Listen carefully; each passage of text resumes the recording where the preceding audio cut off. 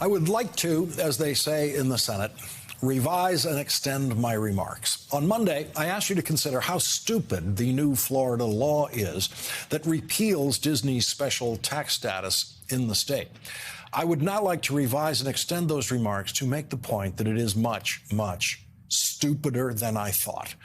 By Monday, we realized that the repeal of Disney's special tax and operating status in Florida meant that the tax bill for public services provided in and around Disney properties was going to fall on the two counties in Florida that surround Disney World. That meant that a $163 million burden was suddenly going to be shifted from Disney and land on two neighboring counties where the tax collector in one county estimated that property taxes would have to be raised by 25%. It is becoming clear tonight that that will probably never happen because the new, profoundly stupid law will never go into effect because pre-existing Florida law makes it impossible for Florida to repeal Disney's special status until all of the bond debt of Disney's Reedy Creek Improvement District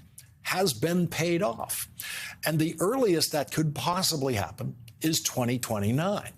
The vindictive law passed by the Republican Florida legislature and signed by Florida's Republican governor, who wants to be president, was passed for no reason other than the publicly admitted fact that the governor does not believe that anyone working at Disney should be allowed to publicly object to anything the Florida government does, including the new law championed by the governor, which prohibits any discussion of human sexuality by public school teachers through grade 3.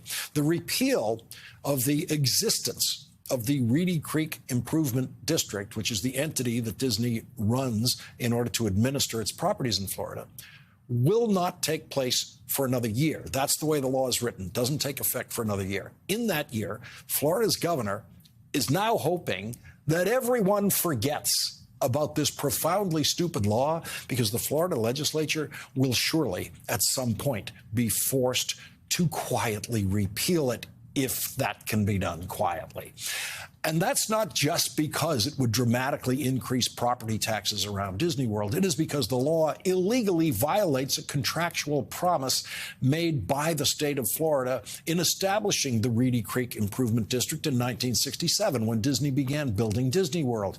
In authorizing Reedy Creek to issue bonds in 1967, the Florida law says the state of Florida pledges to the holders of any bonds issued by the district that it will not limit or alter the rights of the district until all such bonds, together with interest thereon, are fully met and discharged.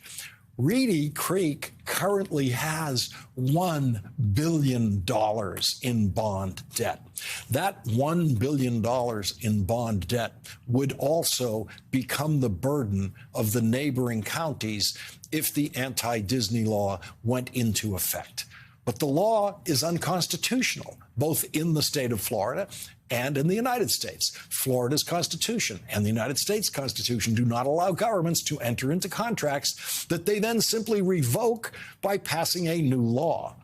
Florida Attorney Jacob Schumer writes, Florida simply cannot promise to prospective bondholders that it won't interfere with Reedy Creek and then dissolve Reedy Creek. So, dissolving Reedy Creek is not just a $163 million tax problem for the neighboring counties. It is also a $1 billion bond debt problem for the neighboring counties. And the man who signed his name to the symbolic and vindictive law repealing the existence of Reedy Creek did not know that when he signed it. He signed, in effect, the biggest tax increase ever visited upon any state without knowing that that's what he was doing.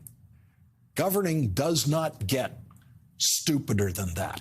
And everyone working for Republican Governor Ron DeSantis and every Republican working in the state legislature who supported this bill and their staffs are all $1 billion stupider than I thought they were when this week began.